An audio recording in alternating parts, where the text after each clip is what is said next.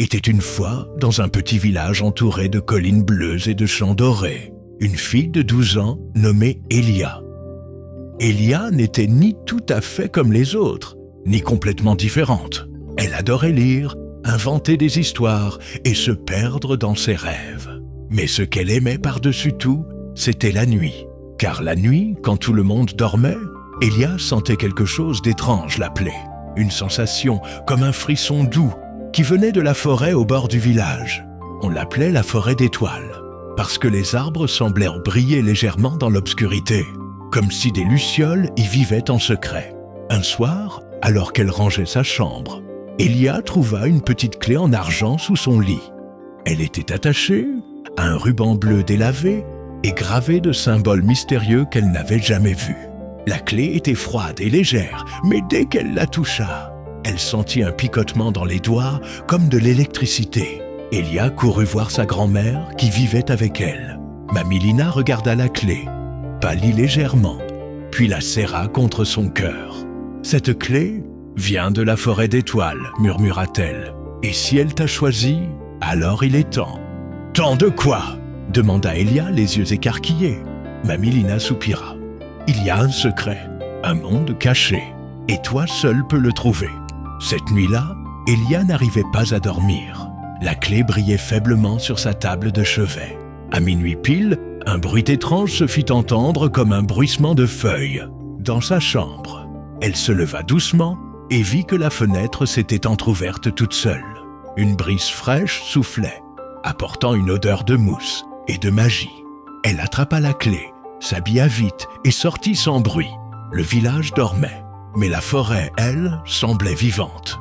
Chaque arbre brillait d'une lumière douce, et un petit sentier apparut sous ses pieds, pavé de pierres lumineuses. Guidée par la clé, Elia marcha longtemps, jusqu'à arriver devant un vieux chêne immense, plus large qu'une maison.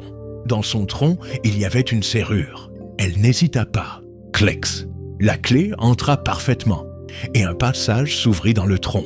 Derrière, il y avait un escalier de racines qui descendait vers un monde que personne n'avait vu depuis des centaines d'années. Descendait profondément dans la terre. Les racines formaient des marches lisses et des champignons brillants éclairaient le chemin. Elia sentait son cœur battre vite, mais elle n'avait pas peur. Pas vraiment, plutôt de l'excitation. Enfin, elle arriva au bout. Devant elle s'ouvrait un paysage incroyable. Un royaume caché, baigné dans une lumière argentée, comme si la lune elle-même brillait sous terre. Des arbres aux feuilles argentées dansaient doucement. De petites créatures aux ailes transparentes, mi-fées, mi-lucioles, flottaient dans l'air. Et au loin, un château de cristal flottait en l'air, suspendu au-dessus d'un lac noir comme le ciel. Un petit être sauta soudain devant Elia. Il faisait à peine la taille de son genou, portait un chapeau de mousse et avait de grands yeux violets. « Tu es enfin arrivé, dit-il.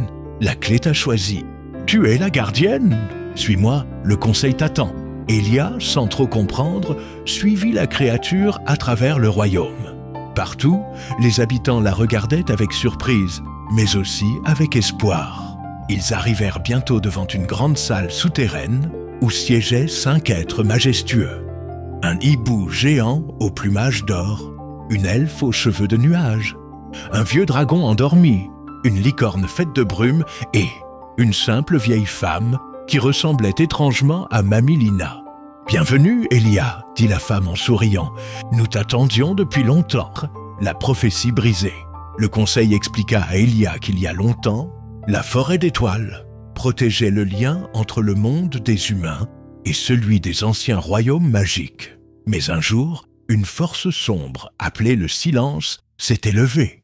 Elle volait la voix des choses, les chansons des rivières, les contes des arbres, les secrets des étoiles. Un gardien devait être nommé tous les 100 ans pour maintenir l'équilibre. Mais depuis plus d'1 siècle, personne n'était venu. Tu as été choisi, car tu entends encore les choses que les autres ont oubliées, dit le hibou. Les rêves, les histoires. Et maintenant, le silence revient. Elia serra la clé dans sa main. Tout ça allait trop vite, trop loin. Elle n'était qu'une fille ordinaire. Elle n'avait aucun pouvoir, Aucune magie, juste son imagination. « Comment puis-je aider ?» murmura-t-elle. Alors la licorne s'approcha. De son souffle brumeux, elle fit apparaître une image. Une tour noire, perdue au nord du royaume, entourée de brouillard. Une lumière rouge y brillait, faible mais menaçante. Là vit le cœur du silence. Tu dois y aller, trouver le champ perdu et rallumer l'étoile du royaume. Elia hocha la tête. C'était fou, incroyable, dangereux. Mais c'était aussi son histoire, et elle allait l'écrire.